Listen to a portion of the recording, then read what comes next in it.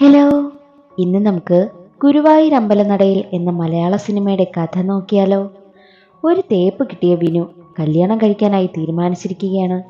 പഴയ കാമുകിയെപ്പറ്റി കുറ്റം പറഞ്ഞു നടന്ന വിനു അളിയനോടും അക്കാര്യം പറഞ്ഞു. അളിയനും കൂടെ നിന്ന് കാമുകിയെ കുറ്റം പറയലാണ്. ഒടുവിൽ ഗൾഫിൽ നിന്നും നാട്ടിലെത്തി ആദ്യമായി അളിയന്റെ ഭാര്യയെ കാണുമ്പോഴാണ് പണി കിട്ടിയെന്ന് വിനുവിന് മനസ്സിലാകുന്നത്. അതെന്തെന്നറിയാൻ എങ്കിൽ നമുക്ക് വേഗം സിനിമയുടെ കഥയിലേക്ക് കടക്കാം. സിനിമയുടെ തുടക്കത്തിൽ ദുബായിലുള്ള വിനു തന്റെ കല്യാണത്തിനായി നാട്ടിലേക്ക് പോകുവാനായി തീരുമാനിച്ചിരിക്കുകയാണ്.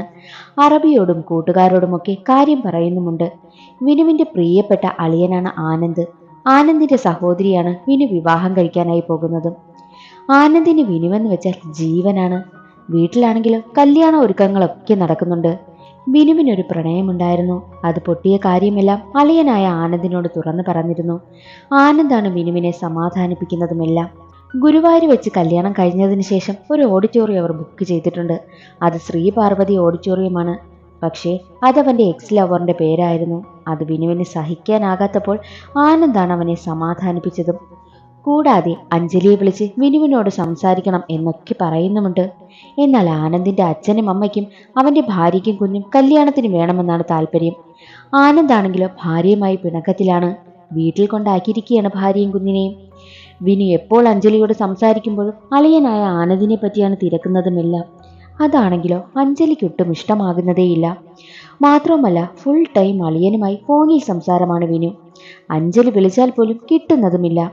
ആനന്ദും ഭാര്യയും പിണക്കമാണെന്ന് അഞ്ജലി വഴി വിനു അറിഞ്ഞു. അന്ന് രാത്രി പഴയ കാമുകിയോർത്ത് മദ്യപിച്ച വിനു ആനന്ദിനെ വിളിച്ചിട്ട് വിഷമം പറയുമ്പോൾ അവളുടെ ഫോട്ടോയുണ്ടോ എങ്കിലെടുത്ത് കത്തിക്ക്, അപ്പോൾ സമാധാനം കിട്ടുമെന്ന് ആനന്ദ് പറഞ്ഞു. എന്നാൽ വിനുവാണെങ്കിലോ കല്യാണത്തിന് ഏട്ടത്തിയമ്മയും കുട്ടിയും ഉണ്ടാകണം. ഏട്ടത്തിയമ്മയുമായി ആനന്ദേട്ടൻ മിണ്ടണം. ഏട്ടത്തിയുടെ സ്നേഹം വരാനായി ഏട്ടത്തിയുടെ ഫോട്ടോ ഫോണിൽ വാൾപേപ്പർ ആക്കാനായും പറഞ്ഞു. അത് കഴിഞ്ഞ് രണ്ടുപേരും ഫോട്ടോ തപ്പുകയാണ്. രണ്ടാൾക്കും ഫോട്ടോ കിട്ടി. അപ്പോഴാണ് കഥയിലൊരു ട്വിസ്റ്റ്. രണ്ടാളും എടുത്ത ഫോട്ടോ ഒരാളുടേത് തന്നെയായിരുന്നു, പാർവതിയുടേത്. വിനുവിന്റെ എക്സ് ലവറാണ് ആനന്ദിന്റെ ഭാര്യ പാർവതി. പക്ഷേ അത് രണ്ടാൾക്കും അറിയത്തേയില്ല. അങ്ങനെ വിനു ഏട്ടത്തിയമ്മയ്ക്കും അളിയനുമുള്ള ഡ്രസ്സൊക്കെ വാങ്ങി നാട്ടിലേക്കും എത്തുകയാണ്.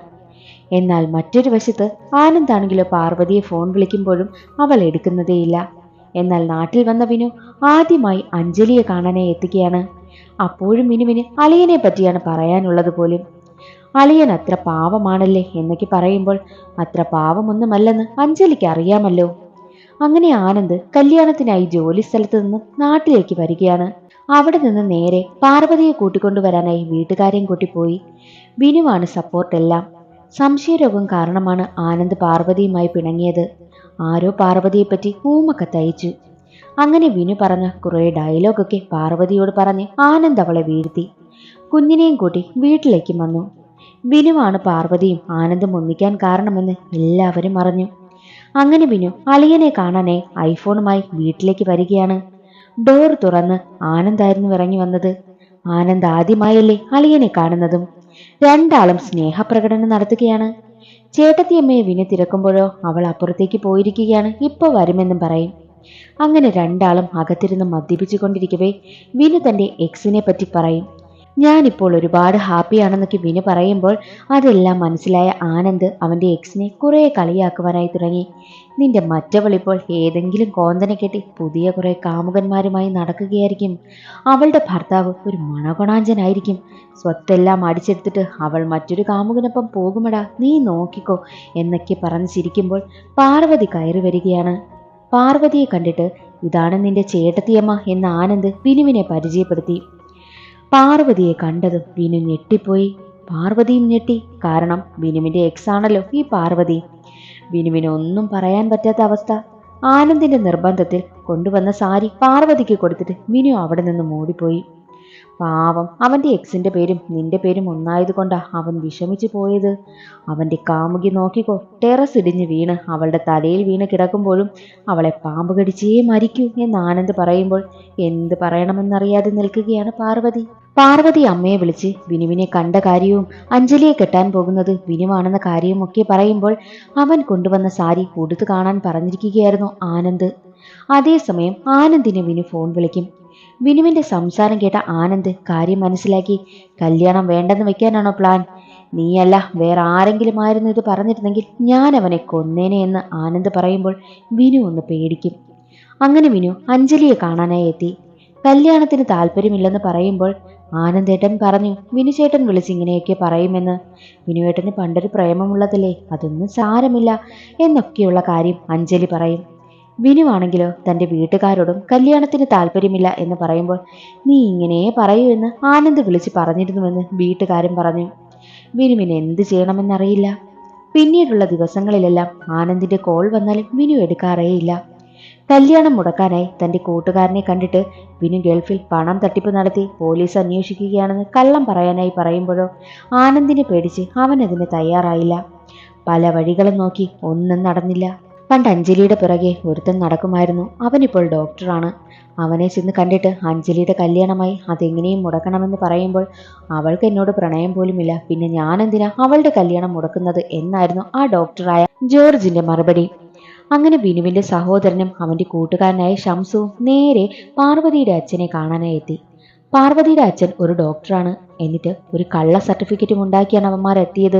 കാര്യം എന്തെന്നാൽ വിനു ഇമ്പോർട്ടൻ്റ് ആണ് എന്ന് തെളിയിക്കുന്ന ഒരു സർട്ടിഫിക്കറ്റ്. വിനു കല്യാണം കഴിക്കാൻ പോകുന്നത് ആനന്ദിന്റെ സഹോദരിയാണെന്നും ആ പെൺകുട്ടി പാവം എന്ത് ചെയ്യുമെന്നൊക്കെ പറയുമ്പോൾ അതൊന്നും ഡോക്ടർ വലിയ കാര്യമാക്കിയെടുത്തില്ല, ചികിത്സിച്ച് മാറ്റാം എന്നൊക്കെയുള്ള രീതിയിൽ പറയുന്നു. ആ പ്ലാനും അങ്ങനെ ചീറ്റിപ്പോയി.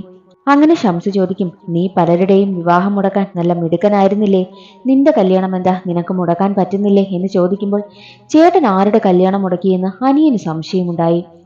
അവരുടെ കൂടെ കോളേജിൽ പഠിച്ചതിൽ ആദ്യത്തെ കല്യാണം ശരവണന്റേതായിരുന്നു. ആദ്യ രാത്രി തന്നെ പാലിൽ കാന്താരി അരച്ചു ചേർത്ത് വിനു അവന്റെ ഫസ്റ്റ് നൈറ്റ് കുളമാക്കിയെന്ന് പറയും. അങ്ങനെ അവർക്ക് പെട്ടെന്ന് അവരോടൊപ്പം പഠിച്ച മായൻകുട്ടിയെ ഓർമ്മ വന്നു. ഷംസുവും വിനുവിന്റെ സഹോദരനും കൂടി മായൻകുട്ടിയെ കാണാനായി ചെന്നിട്ട് കല്യാണം മുടക്കണമെന്ന ആവശ്യവും എല്ലാ കാര്യവും തുറന്നു പറഞ്ഞു. അതേസമയം പാർവതി ആനന്ദിനോട് സത്യം പറയുവാനായി ശ്രമിക്കുകയാണ്. പക്ഷെ അവളെ കൊണ്ട് പറ്റുന്നില്ല. മറ്റൊരു വശത്ത് വിനു ആണെങ്കിലും അഞ്ജലിയെ കാണാൻ എത്തിയിട്ട് എനിക്ക് കല്യാണത്തിന് താല്പര്യമില്ല, അത് നടക്കില്ല എന്ന് പറയുമ്പോൾ അതെന്താ, അതിന് കാരണം ചേട്ടത്തിയാണോ? ചേട്ടത്തി എന്നോടെല്ലാം പറഞ്ഞു, നിങ്ങൾക്ക് രണ്ടാൾക്കും ഈ കല്യാണം നടക്കരുതെന്നാണ്. പക്ഷേ നിങ്ങളാരും എന്നെപ്പറ്റി എന്താ ചിന്തിക്കാത്തത് എന്ന് ചോദിക്കുമ്പോൾ അഞ്ജലി എത്രമാത്രം തന്നെ സ്നേഹിക്കുന്നുവെന്ന് വിനുവിന് മനസ്സിലായി. വിനു ആണെങ്കിലോ ഇനി എന്ത് വന്നാലും അഞ്ജലിയെ മാത്രമേ വിവാഹം കഴിക്കൂവെന്നും തീരുമാനിക്കും. അതേസമയം തന്നെ മായൻകുട്ടി ആനന്ദിനെ കാണാനായി വീട്ടിലെത്തിയിട്ട് വിനുവിന്റെ കാമുകി നിങ്ങളുടെ ഭാര്യയാണെന്ന് പറഞ്ഞു. അത് ആനന്ദിന് സഹിച്ചില്ല.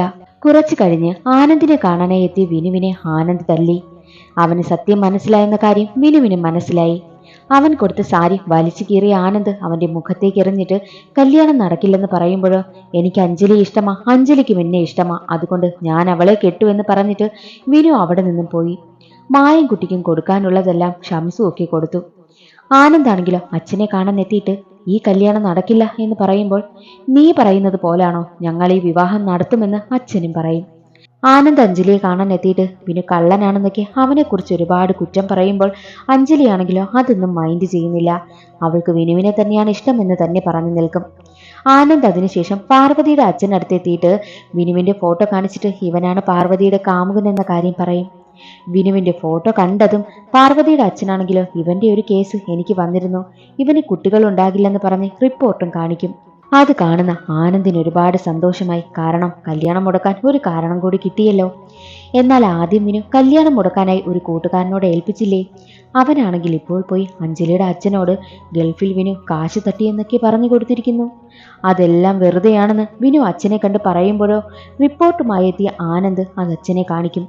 എന്നാൽ അതിൽ പറഞ്ഞ പോലെ ലാഭേയില്ല, ഫോൺ നമ്പർ നോക്ക് 10 അക്കം ഇല്ലെന്നൊക്കെ വിനു തെളിയിക്കുമ്പോൾ അച്ഛൻ ആനന്ദ് കല്യാണം മുടക്കാൻ ശ്രമിക്കുന്നുവെന്ന കാര്യവും മനസ്സിലായി. വിനുവിനെ പറ്റി അറിഞ്ഞതെല്ലാം കള്ളമാണെന്നും അച്ഛന് മനസ്സിലായി. അങ്ങനെ കല്യാണ ഒരുക്കങ്ങളൊക്കെ നടക്കവേ നിനക്ക് എന്താ ഈ കല്യാണത്തിനോട് പ്രശ്നമെന്ന് ആനന്ദിനോട് അച്ഛൻ ചോദിക്കുമ്പോൾ അതിന് ആനന്ദ് മറുപടി കൊടുക്കുന്നില്ല. അങ്ങനെ കല്യാണത്തിന്റെ പാർട്ടി നടക്കവേ തന്നെ ശരവണനും കൂട്ടരും അവിടെ എത്തും.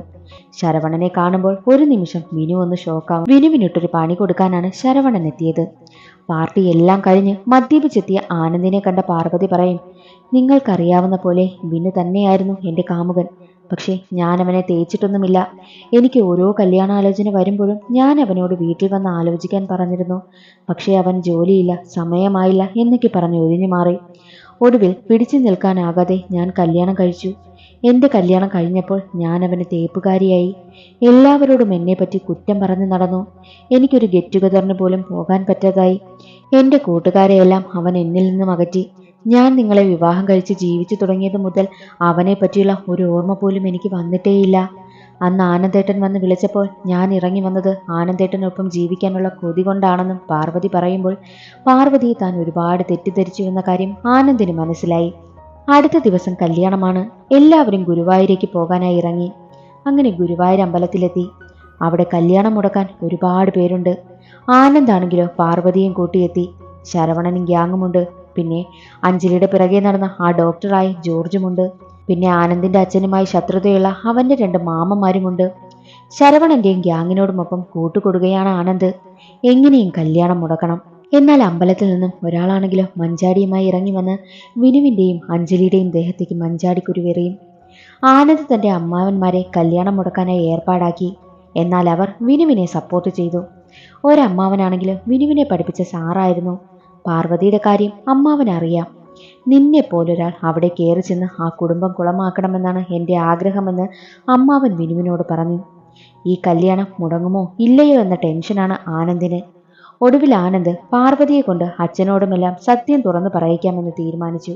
പക്ഷേ പാർവതി അവിടെ എങ്ങും കാണുന്നില്ല. താലി കെട്ടാൻ സമയമായി. ആനന്ദിന് എങ്ങനെയും കല്യാണം മുടക്കാൻ പാർവതിയെ കൊണ്ട് പറയിപ്പിക്കണം. പക്ഷേ അവൾ അവിടെയില്ല. വിനു താലി കെട്ടാനായി മണ്ഡപത്തിൽ കയറാൻ ഒരുങ്ങുമ്പോഴോ ശരവണൻ അവനെ തടഞ്ഞു. നീ എവിടേക്കാ പോകുന്നത്? നീ പാർവതിയല്ലേ കല്യാണം കഴിക്കുന്നത്? നീ കോളേജിൽ പ്രണയിച്ച് നടന്നത് പാർവതിയല്ലേ എന്നൊക്കെ ചോദിക്കും. സത്യത്തിൽ ശരവണൻ കരുതിയത് പാർവതിയാണ് വിനു കെട്ടുന്നതെന്നാണ്. അതുകൊണ്ടാണ് ശരവണൻ പാർവതിയെ കിഡ്നാപ്പ് ചെയ്തതെന്ന് വിനുവിനോട് പറയും. അത് കേൾക്കുന്ന ആനന്ദിന് സഹിക്കാനായില്ല. ആനന്ദ് ശരവണനിട്ട് 2 കൊടുക്കും. എന്നാൽ അവിടെ വിനുവിന് കെട്ടാനുള്ള താലിമാല എടുക്കുമ്പോൾ ജോർജ് താലിമാല തട്ടിപ്പറിച്ച് ആകെ പിടിവലിയായി. ആനന്ദ് കല്യാണം നടക്കില്ലെന്ന് ഉറച്ചു തന്നെ നിൽക്കുമ്പോൾ ആനന്ദിന്റെ അച്ഛൻ പറയും, എടാ അതിന്റെ കാരണം പാർവതിയല്ലേ? പാർവതിയുടെ പഴയ കാമുകൻ വിനുവായതുകൊണ്ടല്ലേ? അതെല്ലാം ഞങ്ങൾക്ക് മുൻപേ അറിയാം. പണ്ട് പെണ്ണ് കാണാൻ വന്നപ്പോൾ അവളുടെ അച്ഛൻ എല്ലാം തുറന്നു പറഞ്ഞു. നീയൊരു ലോല ഹൃദയനായതുകൊണ്ടാ നിന്നോടൊന്നും പറയാത്തത്. അഞ്ജലിക്ക് ഇഷ്ടമായാൽ ഇത് ഞങ്ങൾ നടത്തുമെന്ന് അച്ഛൻ പറയും. ഇതിനിടയിൽ താലി തെറിച്ച് ഡ്രോണിൽ കുരുങ്ങിയിരുന്നു. അപ്പോൾ പാർവതിയുടെ അച്ഛൻ ആനന്ദിനോട് പറയും, എടാ ഇവിടെ ഇത്രയും പ്രശ്നം നടക്കുമ്പോൾ ആകെ സന്തോഷം നിന്റെ അമ്മാവന്മാരുടെ മുഖത്ത് മാത്രമാണ്. പണ്ട് പാർവതിയെപ്പറ്റി ഊമക്കത്തയച്ചതും അവരാണ്. കുടുംബം കലക്കി കാണണമെന്ന് കാത്തിരിക്കുകയാണ് അവരെന്ന് പറയുകയാണ്. ആനന്ദിനും കാര്യം മനസ്സിലായി. അത്രയും നാൾ ആനന്ദിന്റെ മനസ്സിൽ അമ്മാവന്മാരെ പറ്റിയുണ്ടായിരുന്ന നല്ല രൂപം എല്ലാം തകർന്നു. അങ്ങനെ ആനന്ദ് താലിയെടുക്കാൻ നോക്കുന്നവരെയെല്ലാം തടഞ്ഞ് വിനുവിനോട് താലിയെടുത്ത് കെട്ടാനായി പറഞ്ഞു. എന്നാൽ ഡ്രോൺ ആണെങ്കിലോ ഓപ്പറേറ്റ് ചെയ്യുന്നവന്റെ കൺട്രോളിൽ നിന്നും മാറി. ആ ഡ്രോൺ നേരെ വിനുവിനടുത്തേക്ക് തന്നെ വന്നു. താലിയെടുത്ത വിനു അഞ്ജലിയുടെ കഴുത്തിൽ കെട്ടി. എല്ലാം മംഗളമായി നടന്നു. അവിടേക്ക് പാർവതിയും വരികയാണ്. ഇതുവരെ നടന്ന എല്ലാ കാര്യത്തിനും വിനു പാർവതിയോട് ക്ഷമ ചോദിച്ചു. എല്ലാവർക്കും സന്തോഷമായി. വീണ്ടും അവരുടെ മുഖത്തൊക്കെ സന്തോഷമുണ്ടായി. അവസാനം ആ ഡ്രോൺ അമ്പലനടയിലേക്ക് പോയി. അത് ആനന്ദ് കാണുകയാണ്. ഞാനേ കണ്ടുള്ളൂ, ഞാൻ മാത്രമേ കണ്ടുള്ളൂ എന്ന് ആനന്ദ് പറയുകയാണ്. അതോടെ സിനിമയും അവസാനിച്ചു. ഇന്നത്തെ വീഡിയോ എല്ലാവർക്കും ഇഷ്ടമായെന്ന് കരുതുന്നു. ഇഷ്ടമായാൽ ഒന്ന് ലൈക്ക് ചെയ്ത് സപ്പോർട്ട് ചെയ്യാനും നിങ്ങളുടെ അഭിപ്രായം കമൻറ്റ് ചെയ്യാനും മറക്കരുതേ. അടുത്തൊരു സിനിമയുടെ കഥയുമായി കാണാം. അതുവരെ എല്ലാവർക്കും ബൈ.